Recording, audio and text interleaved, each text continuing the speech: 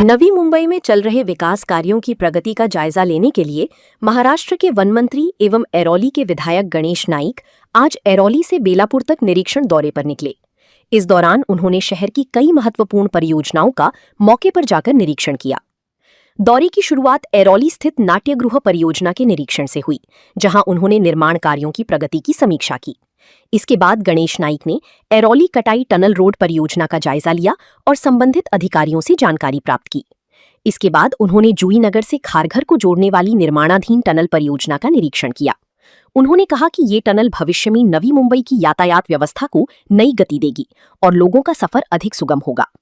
इस मौके पर उनके साथ नवी मुंबई महानगर पालिका के आयुक्त डॉक्टर कैलाश शिंदे, महापौर सुजाता पाटिल, उप महापौर दशरथ भगत सहित महानगर पालिका की वरिष्ठ अधिकारी और विभिन्न विभागों की इंजीनियर बड़ी संख्या में मौजूद रहे। तलाठी, नगरपालिकेचा सफाई कर्मचाऱ्यापासून तर सगळ्या आयुक्तापर्यंत महापौरांपर्यंत सर्व आमदार खासदार अतिशय जागृत आणि they are concern with it.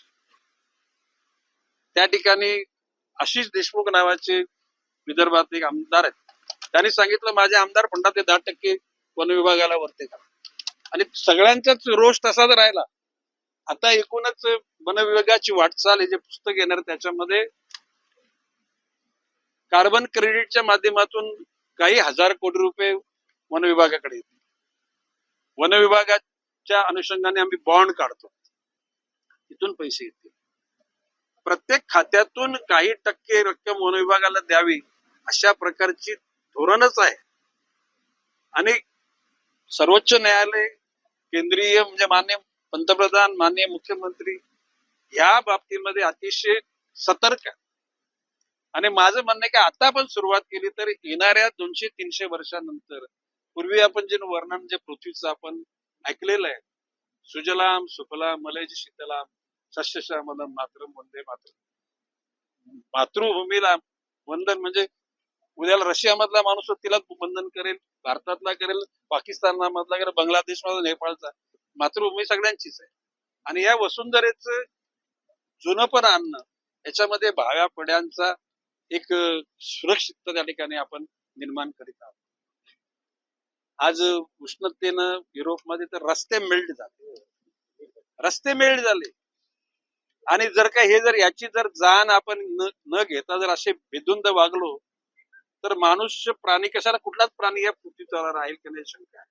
आणि ती वसुंधरा म्हणजे ते पृथ्वीचं एकूण बायोडायव्हर्सिटी हे टिकवण्याकरता आपल्या सगळ्यांनाच प्रयत्न करा। आणि मला या गोष्टीचा आनंद आहे, सुदैवानं मी 2दा वनमंत्री झालो, त्यावेळेला तेवढं कमी गंभीर नव्हतो, परंतु आता ह्या टेन्युअर मध्ये वन विभागाची जबाबदारी किती महत्वाची आहे। आणि सुदैवानं माननीय मुख्यमंत्री महोदयांनी मँग्रोव्ह पासून समृद्धी महामार्ग, Mumbai Ahmedabad road, Mumbai Pune road, Mumbai Goa road, ज्या ज्या ठिकाणी हायवेच्या मधोमध आणि दोन्ही बाजूला झाडं लावण्याची जबाबदारी वन विभागाला दिलेली आहे। आणि सोशल फॉरेस्ट्री, सामाजिक वनीकरणाच्या माध्यमातून ते तयार आहे। एवढी झाडं निर्माण करण्यासाठी टिश्यू कल्चरच्या लॅब आम्ही करण्याचे मीच निर्देश दिले। आपल्या कोकणासाठी शहापूर मुक्कामी 50 कोटीची एक टिश्यू कल्चरची लॅब होते। पुण्याला पश्चिम महाराष्ट्राकरता, छत्रपती संभाजीनगर मध्ये मराठवाड्याकरता, नागपूर मुक्कामी विदर्भाकरता आणि जळगाव मुक्कामी खानदेशाकरता।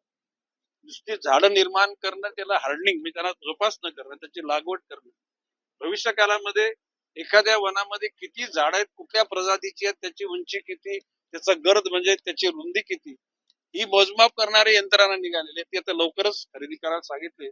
36 जिल्ह्यांकरता उद्याला 100 म्हणजे साधारणपणे 1.5 ते 2 कोटी रुपये त्या मशीनची किंमत आहे। ग्लोबली त्याचं टेंडर काढून तशा प्रकारची यंत्रणा त्या ठिकाणी निर्माण करायचं ठरवलेलं आहे। आता तुम्ही स्पेनला मध्ये वनवा लागला, विस्ता विजत नव्हता आणि म्हणून यशस्वी आग लागू नये म्हणून प्रयत्नशील असलेल्या देशांची अभ्यास दौरा करा, आग लागल्यानंतर यशस्वीरित्या विझवणाऱ्या देशांचा दौरा करा। आणि भविष्य काळामध्ये वन विभागाचा काल परवा म्हणजे वन विभागाचे काही कर्मचारी आगीच्या झोतात येऊन तिथे मृत्युमुखी होतात। तर वन कर्मचारी, वन अधिकारी, त्यांचं प्रोटेक्शन, फायर प्रिव्हेन्शन म्हणजे आग विझवण्याकरता हेलिकॉप्टर, विमानं याची सुद्धा तरतूद केली जाईल। जेणेकरून टू द पॉइंट या ठिकाणी काम केलं जाईल. ते पुस्तक मी तुम्हाला प्रत्येकाला तुमची सगळ्यांची यादी मला द्या. म्हणजे प्रिंट मीडिया, इलेक्ट्रॉनिक मीडिया आणि सोशल मीडिया त्या प्रत्येकाला एक पुस्तक मी या ठिकाणी देईन. आणि एकूण जी प्रगती होते, माननीय पंतप्रधान नरेंद्रजी मोदी, माननीय मुख्यमंत्री देवेंद्रजी फडणवीस यांच्याकडे मी मंत्री म्हणून मी समाधान.